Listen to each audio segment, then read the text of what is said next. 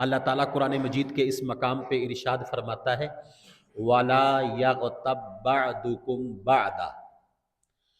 ایک دوسرے کی غیبت نہ کرو۔ یہ سمپل ترجمہ ہے۔ أَيُحِبُّ أَحَدُكُمْ، کیا کوئی تم میں سے پسند کرے گا أَن يَأْكُلَ لَحْمَ أَخِيهِ، کہ وہ اپنے بھائی کا گوشت کھائے۔ اب یہ اس کا ترجمہ ہے۔ تو قرآن مجید کی اس آیت میں اللہ تعالیٰ نے غیبت کرنے سے منع فرمایا۔ اب یہ چونکہ نص قطعی ہے، یعنی ایک ہے کسی کام سے شریعت روکے اور اس پر حدیث آئے تو وہ بھی بہت بڑی بات ہے، لیکن یہاں پہ تو ڈائریکٹ قرآن مجید برہان رشید کی نص آ گئی، لہٰذا اب جو بندہ بھی غیبت کرے گا وہ اس آیت کا انکار کرے گا اور اس آیت کے مخالف عمل کرے گا، لہٰذا وہ حرام کام ہے۔ یعنی جس طرح زنا حرام ہے، حالانکہ زنا بڑا ہے اور غیبت دیکھنے کو چھوٹی معلوم ہوتی، اسی طرح کر کے کسی کو ناحق قتل کرنا یہ حرام کام ہے، حالانکہ دیکھنے میں وہ بہت بڑا محسوس ہوتا ہے، اور غیبت تھوڑی سی زبان کو حرکت دینی ہے اور غیبت ہو جانی ہے۔ تو کہاں کسی کو قتل کرنا اور کہاں تھوڑی سی زبان ہلانے سے غیبت، تو دیکھنے میں ایسے محسوس ہوتا ہے کہ بھلا یہ بھی کوئی جرم ہے،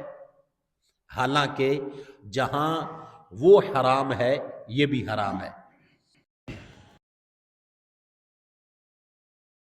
کے متعدد فرامین کی روشنی میں ایک ہی جملہ پیش کرتا ہوں، اور وہ یہ ہے کہ غیبت کرنے والا بندہ کل قیامت کے دن جس وقت بارگاہ خداوندی میں پیش ہوگا تو وہ پوچھے گا این صلاتی و سیامی و طاعتی، اے اللہ میری نمازیں، میرے روزے، میری عبادات اور میری ساری محنت وہ کدھر گئی؟ تو اللہ تعالیٰ فرمائے گا کہ وہ ساری کی ساری ضائع ہو گئی غیبت کرنے کی وجہ سے۔ اب غیبت ہے کیا؟ غیبت ہے اپنے مومن بھائی کے بارے میں اس کی غیر موجودگی میں اس کی کوئی نہ کوئی گفتگو کرنا، یہ غیبت ہے۔ ہمارے معاشرے کے اندر جو ہمارا ڈیرہ داری نظام ہے، جب ہم دوست اکٹھے بیٹھتے ہیں، خواہ وہ فاتحہ خوانی کے لیے بیٹھیں، خواہ وہ بازار میں بیٹھیں یا کسی کھیت کھلیان میں بیٹھیں یا گھر یا کسی ڈیرے میں بیٹھیں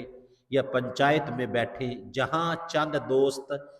اکٹھے گویا کہ اگرچہ مسجد میں ہی بیٹھیں تو تقریباً یہ والا جو عمل ہے غیبت والا، یہ کافی زیادہ ہو رہا ہوتا ہے۔ یا تو یہ معلوم نہیں ہوتا کہ غیبت کہتے کس کو ہے، کچھ لوگ یہ سمجھتے ہیں کہ کسی اپنے مومن بھائی کی طرف جھوٹی بات منسوب کرنا اس کی غیر موجودگی میں، تو شاید وہ غیبت ہے، اور اگر اس کے بارے میں کوئی سچی بات ہے جو واقعہ ہی اس کے اندر ہے تو اس کی غیر موجودگی میں اگر وہ کرے تو غیبت نہیں ہوتی۔ یاد رکھیں، بات سچی ہو یا جھوٹی ہو، جو جھوٹی ہوگی وہ تو پھر بہتان ہے، یعنی وہ تو اس کے اندر ہے ہی نہیں، تو وہ تو ہوا بہتان، وہ ڈبل ایک جرم ہو جائے گا۔ غیبت ہوتی وہ ہے کہ جو آپ اپنے مومن بھائی کے بارے میں وہ والی گفتگو کرو جو اس کے اندر موجود ہے، صرف اتنا کہ اس کی غیر موجودگی میں آپ نے کی۔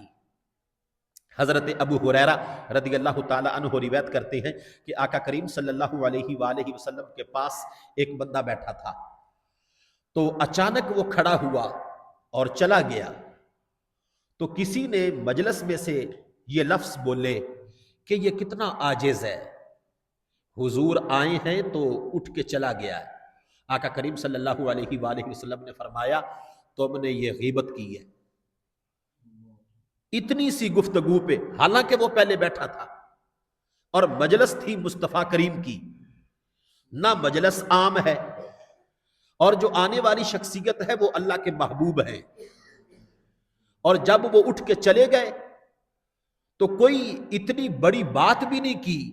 یہ کہا کہ یہ کتنے عاجز ہیں۔ تو آقا کریم صلی اللہ علیہ وسلم اس پر فرمانے لگے کہ تم نے اس کی غیبت کی ہے۔ اور یہاں پہ اس بات کو ذہن نشین فرمائیں کہ غیبت جس کی تم کرتے ہو اس کو بہت زیادہ فائدہ ہوتا ہے۔ بہت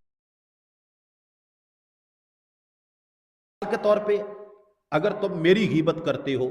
یا میں کسی کی کرتا ہوں تو جس کی غیبت ہم کرتے ہیں اس کو بہت ہی فائدہ ہوتا ہے۔ جیسے جیسے آپ غیبت کرتے چلے جاتے ہیں آپ کی ساری نیکیاں اس کے نامہ اعمال میں ٹرانسفر ہوتی جاتی ہیں، آپ کا نامہ اعمال خالی ہوتا جاتا ہے اور اس کا نامہ اعمال بھرتا جاتا ہے، تو پھر اس کو فائدہ تو ہو رہا ہے۔ اور یہاں پہ اس بات کو ذہن نشین فرمائیں، حضرت ابراہیم بن ادھم رحمت اللہ علیہ ایک بہت بڑے بزرگ ہیں، تو